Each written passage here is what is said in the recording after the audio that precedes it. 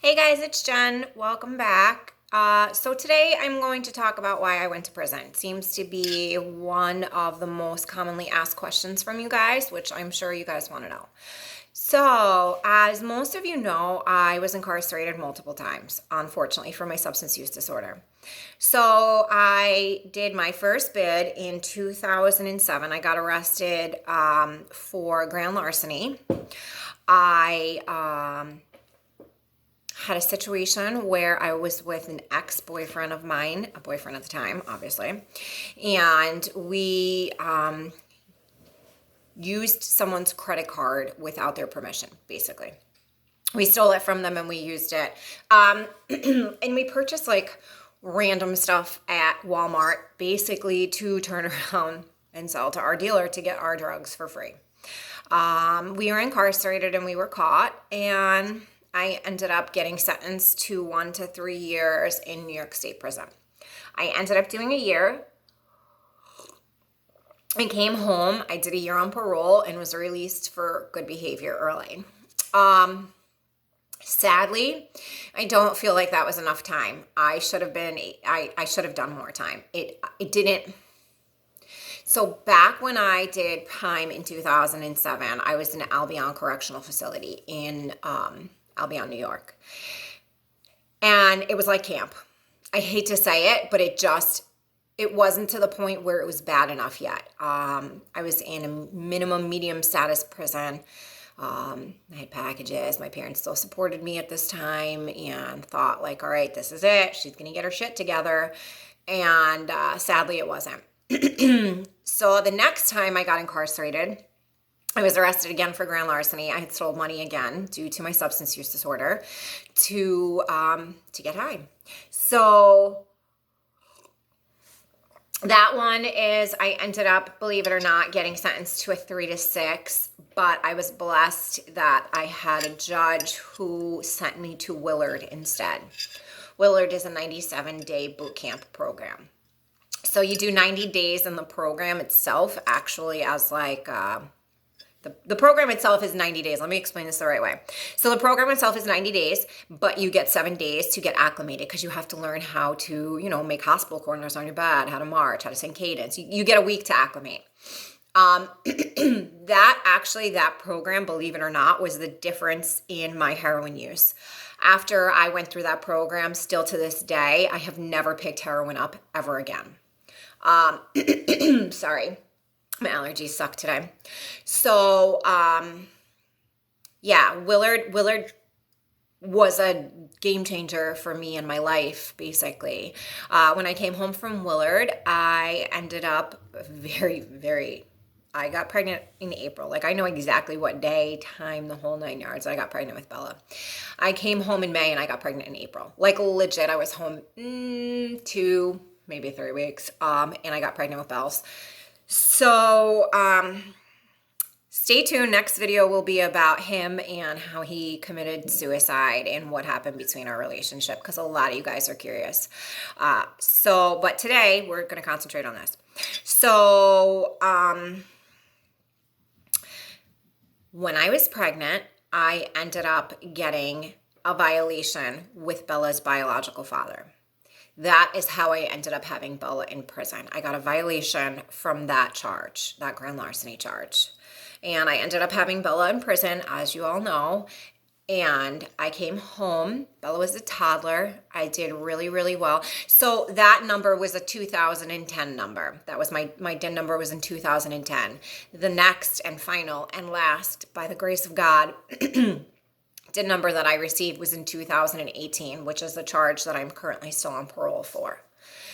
So that was a disaster. So I had a 5 and change span of sobriety and doing well and being successful. And I just, sorry guys, my cat, she's just coming through. I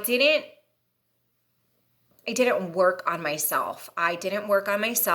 And I didn't take, just being sober for me, let me keep this on the eye. For me, that's not a program. Like, I need a program in my life. I need responsibilities. I need accountability. I need to speak with someone. Like, I still speak with a therapist still to this day. I think that will always be a constant in my life because I need a safe place where I can say, I'm feeling a little squiggly. Like, help me. Let me work on this. Let me work through this instead of reverting back to my old ways. And I didn't do that when I came home when I had Bella. I thought, well, I'm a mom now, so that's cool. That's going to keep me sober. That's going to keep me on the up and up because I'm a mom. And any of us that suffer from substance use disorder and our mothers or fathers know that that's bullshit. You know, I say this all the time now, especially to people that I'm working with, like, getting sober, being an addict is super selfish, right? We're all about us. We're all about our addiction because we can't like function without our drugs, sadly, because that's the demon of our disease. That's how our disease controls us. It tells us how, it tells us when, it tells us why. It takes all thoughts of just decency and common sense out of the equation for us because we just function on how our demon is feeding us and telling us what to do. When you get clean, sober, however you want to put it to be PC these days, like for me, I say clean. When I got clean, because I was dirty. I was a filthy human and I'm no longer that person. So for me, now that I'm clean and I practice a strict program of abstinence, I don't even smoke cigarettes anymore. It in the beginning truly has to be selfish too, because without me, there will be no mom, there will be no wife, there will be no daughter, there will be no friend. Like if I don't have, my sobriety has to be in front of everything for me. Otherwise I don't exist. I'm just a ruthless addict. And I am. When I'm active in my addiction, I'm a ruthless addict. And I know that about myself through all the years that I've gone through. I now can say that, but I didn't work a program. And by program, I don't partake in AA every day or NA or go to like meetings and stuff. I'm not going to lie and say occasionally I don't hit a meeting, whether it's because I know like I'm on a slippery slope or something just doesn't feel right inside. So let me get around my peeps in one whole situation, one whole room where I can get, I can get surrounded by the people who completely understand how I feel or why I'm going through something at that moment. But I mean, I have a higher power that I speak to every day. I take moments of meditation, whether it's playing with my cat or, tooling around with my plants because I'm a severe plant junkie, but these are my program. This is what I have learned over the years that works for me. Everybody's different. Some people it's coffee. Some people it's whatever. But for me, I've worked it out and these are the things that work for me. So when I was arrested in 2018, I was arrested on 2 sealed indictments. I was a bad methamphetamine addict. And not only that, I was selling it because I was like, hey, there's a huge demand for it in my area. Nobody can get it. Everybody's going to PA and everywhere else to try and pick up. And I met a dude who knew a dude who hooked me up. And I was lucky. And I ended up getting pure ice and selling it in my local area. You always collect haters no matter what you do. And I sure did. And so the person who ended up writing sealed indictments on me, who wrote statements on me, I had a girl who was living with me. It was her sister. Her sister got pulled over and with like a bag, like a couple of Vicodins or something in the car. And instead of just being like, yeah, I'll take that ticket, because that's probably what it was, she was like, so I know this girl, she sells meth. But, I struggle with forgiveness with that. Like the girl I have forgiven, like the girl who lived with me, I don't want anything to do with her. But I forgive her. She was a bad addict just like I was. And she had her mother and her sister, who I also served, were just as equally ruthless to her in their family dynamic as they were as addicts. So, I have done a lot of soul searching on a lot of things, and I forgive her. The girl who actually wrote the statements, I have talked with a good friend of mine, this man, Derek. He is one of the first people who helped me find my pathway to recovery. He's a pastor, but he's also a recovery coach. And he loved me when I couldn't love myself. And we still have a very, very amazing friendship. He actually just called me yesterday just to check in on me. And, you know,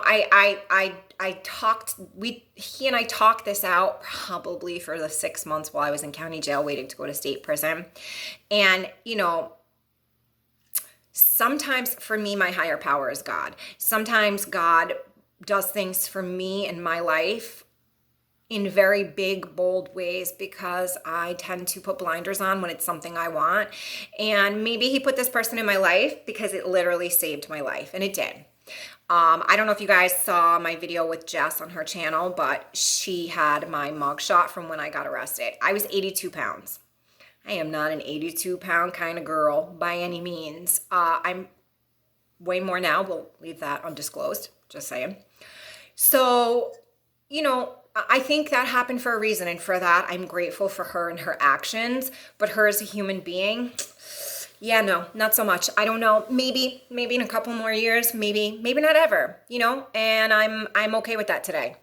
So I ended up getting sentenced to 3 years incarceration, 2 years post-release supervision. I did 1.5 years in regular prison in Taconic Prison in Westchester. Actually, Taconic is directly across the street from Bedford. So Bedford is on one side where you go for classification. I went across the street to Taconic. And I did 1.5 years there, and I said, I needed to do some time. Like, I remember my dad and I having this discussion. And I was like, Dad, I know with my crime and everything, I'm eligible for shock right off the bat, 6-month program. And I said, I don't know if that's something I want to do right now. And he was like, you know, Jen, honestly, you need to do some time. Like, you need to do the time. You need to get your shit together. You need to get your head straight. And you need to make some better choices in your life. Your daughter will be fine here. Like, we got her. We will provide for her. We will take care of her. We will love her. And I believed him. And he held up to his word. Still to this day, he does. So I will give him that.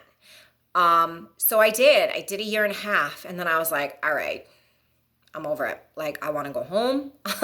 I'm done. I worked on myself tremendously, more so than I ever have in my entire life. And I was ready to do a program like shock. December of 2018?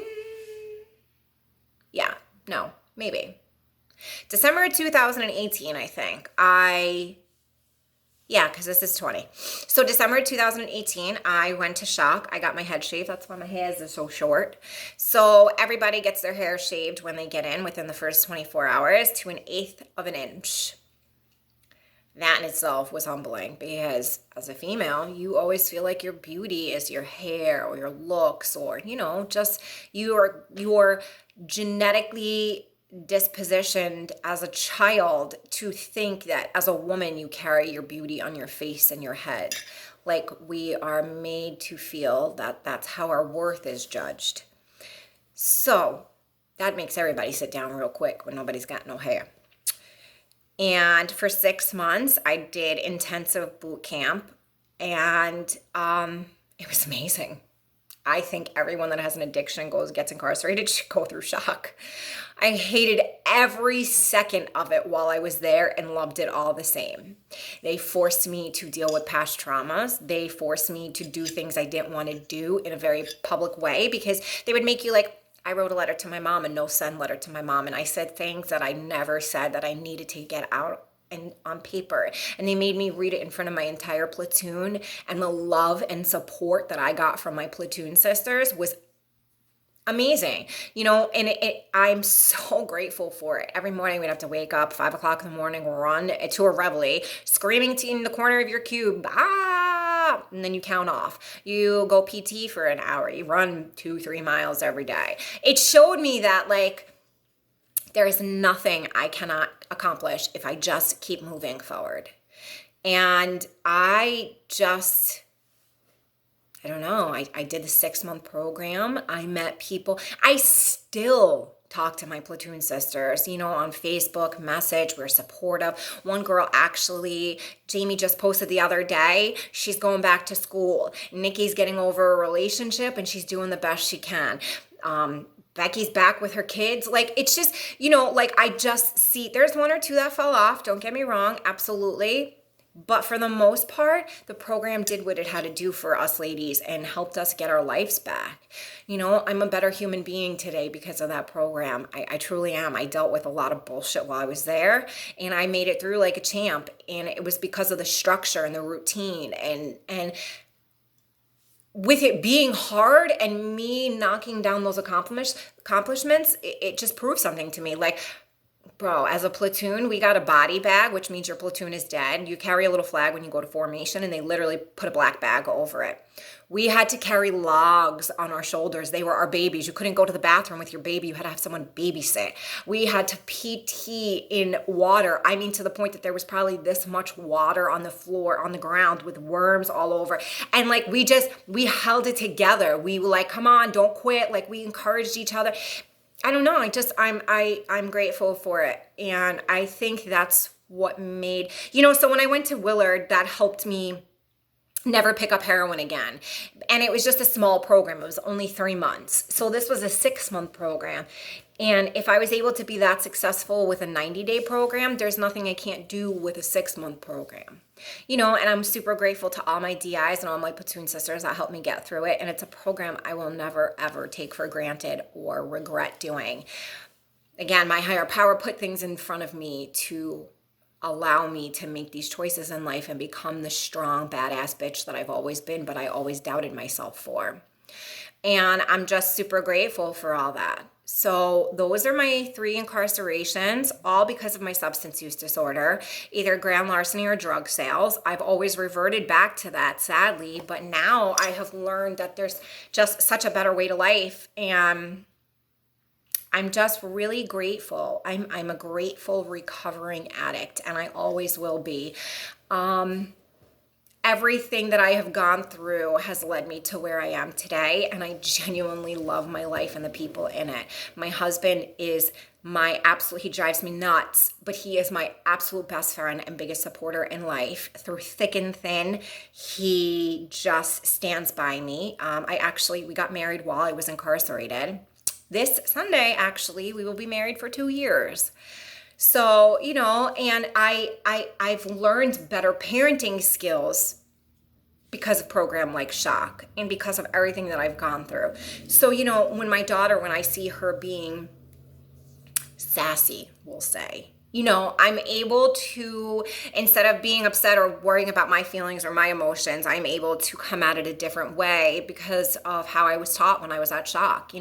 There's always more than one way to come at something. So, yeah. I just wanted to share that with you guys because I know a lot of you were curious to know why I was incarcerated. If you guys, the love you guys have given towards Bella and I is just beautiful. And I'm super, super grateful for you all. Jess is my buddy and she encouraged me to do this. And I'm actually starting to fall in love with doing it. It's just a really beautiful way for me to express myself and to hopefully help someone else save their life. Again, if you guys need Narcan trainings, please reach out. I will make sure you get it. It's totally free. We'll do a video chat, you and I, and I'll train you up and send it out to you. If you know anyone or have a loved one that is struggling, please, I'm literally a message away. And I hope you guys all have a good day, and I will see you later. Bye.